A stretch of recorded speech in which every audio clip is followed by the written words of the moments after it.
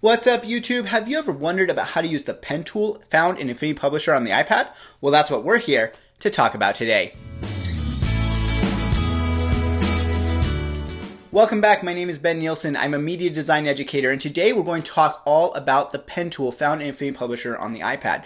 Now, the pen tool is not one that you'll use a ton on the iPad, so this video doesn't go into everything there is to know about the pen tool, because we'll talk more about that in the pen tool for Affinity Designer video, because that's where you'll use it the most. Now, all of these tool videos that we're doing for Affinity Publisher on the iPad are coming from my full course, Intro to Affinity Publisher on the iPad, Making a Mood Board. So if you're interested in taking that entire course, you can do that by clicking the links in the description below. There's an option for Skillshare if you have a subscription over there, and there's also an option to take it from Gumroad as a single purchase. Just make sure you stay tuned to the end of the video so you can find out about the promo code, which will help you get $10 off of that purchase. All right, let's dive in and talk about how to use the pen tool found in Affinity Publisher on the iPad.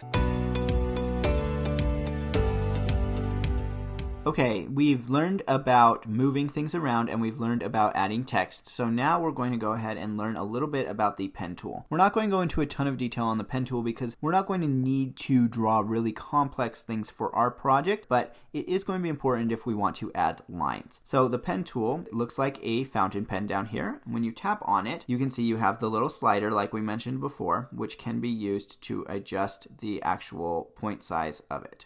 So let's go ahead and just set this to something that you can kind of see. Around 5 is good. And then to actually draw with it, we can just tap on the screen to drop a point. So that is a point. If you haven't worked with vector before, vector drawing works by points and curves. And so when we actually tap again, we're going to drop another point and it's going to draw a line between that. You do not need to drag on the screen.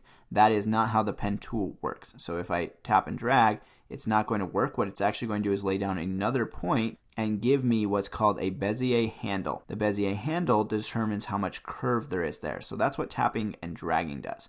Now I know that the pen tool can be a little bit intimidating and confusing at the beginning. So feel free to take some time to practice with this if it's something that you think you're going to need. Like I said, for this project, we really won't need it more than drawing lines. Let me just undo this and show you what you need to do in order to draw a straight line. So say I wanted a straight line down here. I'm underneath this square. So I'm going to drop a point here and then I'm going to use my modifier wheel to actually go up to shift, and that's going to let me draw a straight line. So now my line is straight instead of being slightly off. And then of course I can use my move tool to move this line around and make it bigger or smaller. If I wanted to edit the individual points here, I would need to get my node tool, but that's not something that we'll need to do in this course, but that's how you could tap on these individual points and edit them. If you need to change anything about your line, you can do that here in the stroke panel. So the stroke panel here has different options for either being solid or dashed or brush. So you have some different options there, and it also has an advanced thing to change the caps and the joins and the arrowheads of your object. You can also adjust the width here.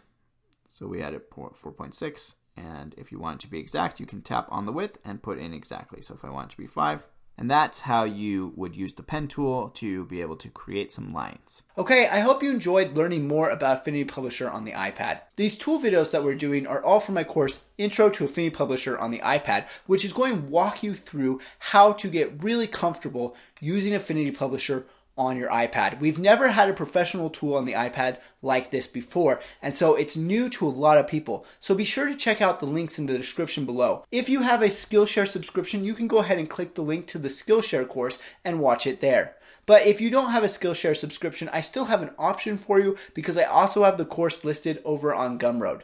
The course is $25 over there, but if you use the special code YT15, you can get it for just $15 because you're coming from YouTube. So make sure to take advantage of that. Check out those and all my other courses in the description below. Thanks so much for watching. We'll chat in the comments and I will see you in the next video.